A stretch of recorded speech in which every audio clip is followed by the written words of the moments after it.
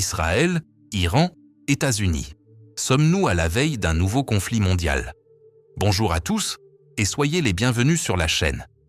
Aujourd'hui, nous allons plonger ensemble dans un sujet au cœur des tensions géopolitiques les plus sensibles de notre époque: Israël, l'Iran et les États-Unis. Trois pays puissants, trois visions du monde très différentes, et une relation tendue qui dure depuis des décennies. Ce n'est pas un simple désaccord diplomatique.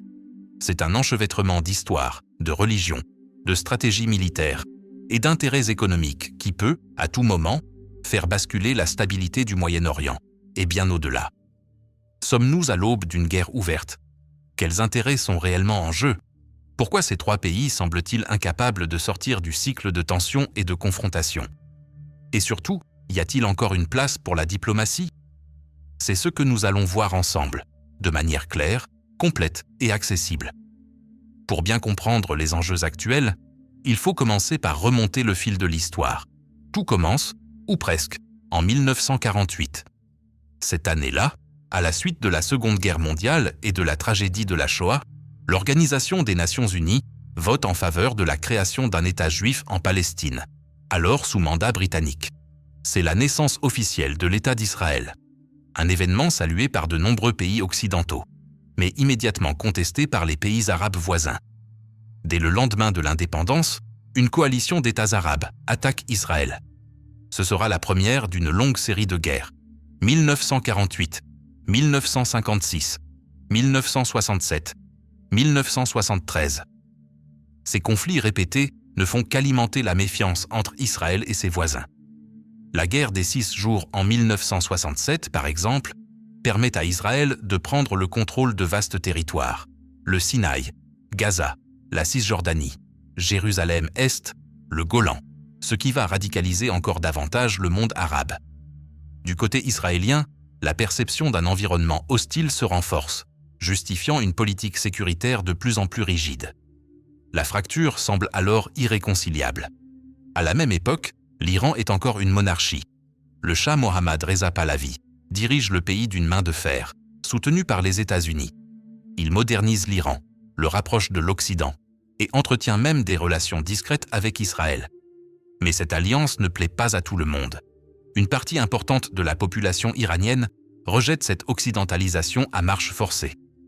L'opposition religieuse monte en puissance et en 1979, tout bascule. C'est la révolution islamique. Le Shah est renversé. L'ayatollah Khomeini prend le pouvoir et instaure une république islamique chiite, avec un discours anti-impérialiste virulent. Très vite, deux ennemis sont désignés: Israël, qualifié de Tumaï, tumeur cancéreuse, et les États-Unis, rebaptisés le Grand Satan. La ligne politique de l'Iran devient alors extrêmement claire: résistance à l'influence occidentale, soutien aux causes islamiques et rejet absolu de l'existence même d'Israël. Cette posture va structurer toute la politique étrangère de l'Iran pendant les décennies suivantes. De leur côté, Israël et les États-Unis se rapprochent encore davantage. Washington voit en Israël un allié stratégique dans une région instable. L'aide militaire américaine devient massive. Chaque année, ce sont plus de 3 milliards de dollars qui sont transférés à Israël pour financer son armée, ses systèmes de défense et ses projets technologiques. Les deux pays coopèrent également dans le renseignement, les cybertechnologies et partagent une vision du monde alignée sur les valeurs démocratiques occidentales. Mais ce soutien inconditionnel à Israël est mal perçu par le monde arabe et musulman. Il renforce l'image d'une alliance contre les intérêts des peuples du Moyen-Orient. C'est dans ce contexte que l'Iran commence à bâtir un réseau d'alliances parallèles. À défaut de pouvoir affronter directement Israël et les États-Unis sur le terrain militaire, Téhéran opte pour une stratégie indirecte: le soutien à des groupes armés dans toute la région. Au Liban, le Hezbollah devient le principal relais iranien. C'est une milice chiite puissante, bien entraînée, dotée de milliers de roquettes, et profondément hostile à Israël. En Syrie, l'Iran soutient le régime de Bachar al-Assad, garant d'un axe chiite Damas-Bagdad-Téhéran. En Irak, des milices pro-iraniennes comme le Hashd al-Sha'bi influencent la politique intérieure.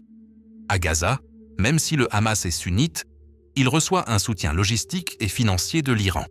Et au Yémen, les rebelles Houthis également soutenu par l'Iran, affronte l'Arabie saoudite, un autre allié clé des États-Unis. Ce réseau s'appelle l'Axe de résistance. Il vise à encercler Israël, à affaiblir l'influence américaine et à renforcer la puissance régionale de l'Iran. Mais cette stratégie engendre des tensions constantes. Israël se sent menacé sur plusieurs fronts, et les États-Unis, présents militairement dans la région, deviennent eux aussi des cibles. Un autre sujet de confrontation majeur entre l'Iran et l'Occident est le programme nucléaire iranien. Dès les années 2000, les services de renseignement américains et israéliens soupçonnent l'Iran de vouloir se doter de l'arme atomique. Officiellement, Téhéran affirme que son programme est civil, destiné à produire de l'électricité. Mais les doutes persistent. En 2015, après de longues négociations, un accord historique est signé à Vienne. L'Iran accepte de limiter son enrichissement d'uranium, de réduire ses stocks et de se soumettre à des inspections strictes. En échange, les sanctions économiques sont progressivement levées. Mais 3 ans plus tard, Donald Trump décide unilatéralement de sortir de l'accord. Il accuse l'Iran de mentir et de continuer ses recherches en secret. Les sanctions américaines sont rétablies, étouffant l'économie iranienne. En retour, Téhéran reprend ses activités nucléaires, enrichit de l'uranium à des niveaux inquiétants et limite l'accès des inspecteurs de l'AIEA. Aujourd'hui, selon plusieurs rapports, l'Iran pourrait disposer de suffisamment de matière fissile pour construire une bombe en quelques semaines. Cette situation est perçue comme une menace existentielle par Israël. Face à ce danger, Israël ne reste pas inactif. Le pays a mené des cyberattaques, comme l'opération Stuxnet, qui a paralysé les centrifugeuses iraniennes. Des scientifiques nucléaires iraniens ont été assassinés dans des opérations ciblées, attribuées au Mossad. Des installations nucléaires ont été sabotées. L'objectif d'Israël est clair, empêcher coûte que coûte l'Iran de devenir une puissance nucléaire. Mais Téhéran n'entend pas se laisser faire. Le pays promet des représailles massives en cas d'attaque, notamment via le Hezbollah, qui pourrait déclencher une guerre de grande ampleur au nord d'Israël. On parle ici de dizaines de milliers de missiles, de combats urbains, d'interventions multiples. Le scénario est redouté, mais il est sérieusement envisagé par les états-majors. Et ce n'est pas tout. Depuis quelque temps, la situation s'envenime encore. Israël mène régulièrement des frappes en Syrie contre des convois d'armes iraniennes. Les bases américaines en Irak et en Syrie sont visées par des attaques de drones ou de roquettes. Le détroit d'Ormuz, passage clé pour 30% du pétrole mondial, devient une zone de tension. L'Iran y saisit des navires, les États-Unis y déploient des porte-avions. La confrontation est partout, sur terre, en mer, dans les airs, et même dans le cyberespace. Face à cette escalade, plusieurs scénarios se dessinent. Le premier est celui d'une guerre ouverte entre Israël et l'Iran, avec implication directe des États-Unis. Ce serait une guerre régionale, d'une ampleur inédite, avec des conséquences humanitaires et économiques catastrophiques. Le deuxième scénario est celui d'une guerre par procuration, déjà en cours, mais qui pourrait s'intensifier fortement. Plus d'attaques, plus de groupes armés, plus de chaos.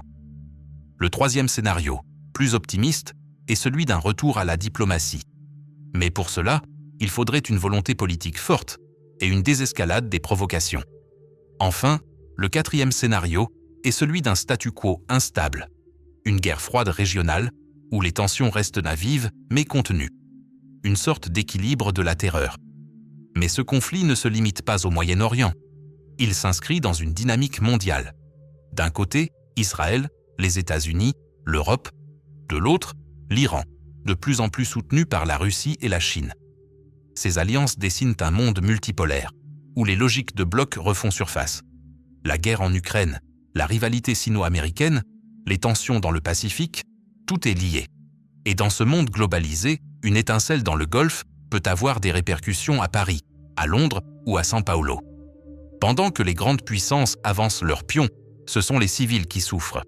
À Gaza, au Liban, en Syrie, en Israël, en Iran, ce sont des familles, des enfants, des innocents qui vivent dans la peur.